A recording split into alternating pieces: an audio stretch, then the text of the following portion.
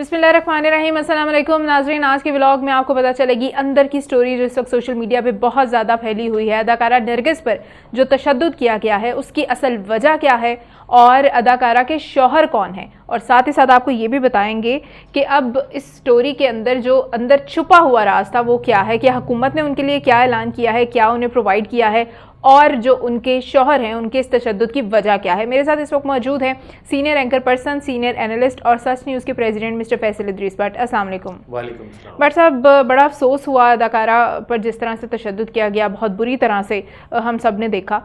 इस तशद्दुद की वजह क्या है और ये तशद्दुद जिन्होंने किया उनके शौहर ये हैं कौन, क्या स्टोरी है अंदर? बिस्मिल्लाहिर्रहमानिर्रहीम। मैं आपको थोड़ा बैकग्राउंड में ले जाता हूँ जी। नरगिस जो है उन्होंने अदाकारी में बड़ा नाम कमाया जी। और पहले उनके शौहर जो थे उनका नाम था अफजल भट्ट, उनका ताल्लुक था गुजरांवाला से। जी। अफजल भट्ट साहब जो हैं वो काफ़ी अर्सा नरगिस के साथ शौहर की हैसियत से रहे। ठीक है। फिर कुछ नागज़ीर वजूहात की बिना पर उनकी भी आपस में लड़ाई हुई और वो भी नरगिस के घर के बाहर गोलियां शोलियां चलाते रहे। जी। उसके बाद अगले जो नरगिस ने उनसे बचने के लिए आबिद बॉक्सर साहब जो इंस्पेक्टर हैं पुलिस में थे, तो उनका सहारा लिया और आबिद बॉक्सर साहब ने जनाब नरगिस को अपना लिया। जब अपना लिया तो आखिरकार ये बात इस तरह ख़त्म हुई जाके कि एक जब परवेज़ मुशर्रफ की हुकूमत थी तो उस वक्त में लोगों ने फाशी और रियानी को ख़त्म करने के हवाले से गवर्नर ने एक स्टेप लिया था। उस वक्त चीफ मिनिस्टर नहीं होता था। ठीक है। और उसने थिएटर से सारे अदाकारों को पुलिस से गिरफ्तार करा लिया था। नरगिस वहाँ से फरार होने में कामयाब हो गई थी। अच्छा। और इन्होंने एक प्रेस कॉन्फ्रेंस की और इन्होंने उसमें कहा कि मरी में जो शख्सियात ने मुझे बुला के मेरा डांस देखा है वो फाशी रियानी नहीं है। अच्छा, वो सरकारी शख्सियात थी? जी। अच्छा। उनका इशारा उस वक्त के गवर्नर की तरफ अच्छा। था। तो वो रियानी फाशी नहीं है और स्टेज पे पब्लिक के लिए करें तो वो रियानी फाशी है। बात में उनकी वजन था।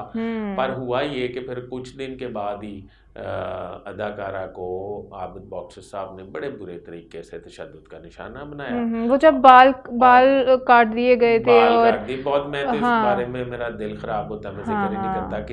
किसी भी खातून पे अगर कोई शख्स मेल उसका शौहर भी हो और वो तशद्दुद करे तो मैं समझता हूँ कि वो काबिल माफ़ी नहीं है। बिल्कुल।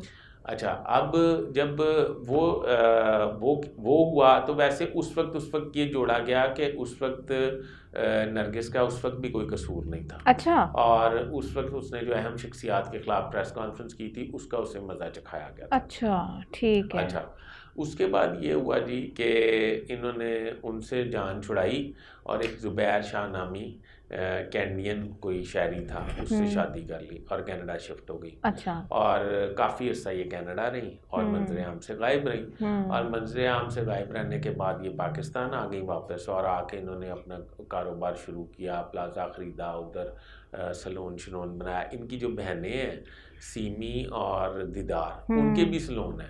ये लाहौर के इलाके टाउन में और नामवर सलून है और बड़े बड़े मतलब बहुत हाई रेट्स हैं वहाँ पे। नरगिस का जो सलून है उसमें रेट्स भी कम है, मुनासिब है।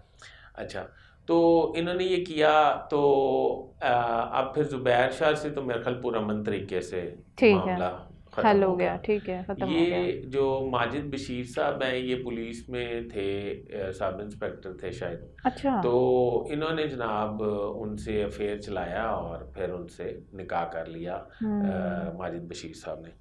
अब नरगिस का ये इल्ज़ाम है मुबैना तौर पर कि माजिद बशीर एक आफ्ताब इकबाल जो एक शो होस्ट करते हैं आजकल, शायद वो कहीं नहीं कर रहे। हाँ नहीं, अब वो मैनेजमेंट में आ गए हैं शायद। तो उनकी साबिक अहलिया के साथ माजिद बशीर का रिलेशन है और ये मेरा एक प्लॉट जो है 8 कनाल का वो थियाना चाहता है और ये घर अपने नाम करवाना चाहता है। और मेरे इनकार पर इसने मुझे तशद्दुद का निशाना बनाया। मैं ये समझता हूँ कि अगर ये बात दुरुस्त है, जो ज़ाहिर बात है दुरुस्त होगी, पहले उनके भाई ने कहा कि ये पहले भी इस तरह कई दफ़ा कर चुका है, अब पीछे आपको पता है एक न्यूज़ एंकर हैं, शो होस्ट करती हैं हमारी आयशा जी जहाँ जी जी जी जी आयशा को भी उनके शौहर ने तशद्दुद जी का निशाना बनाया था। उस वक्त भी मैं बड़ा दुखी हुआ जी था। अब आप देखें कि मरियम नवाज़ की खूबी ये है, आज भी वैसे मेरी एक बात हो रही थी किसी जगह, वो हम टॉपिक से हट जाएंगे। उनकी खूबी ये है कि उन्होंने हिना परवेज़ को फ़ौरन नरगिस के भेजा। घर भिजवाया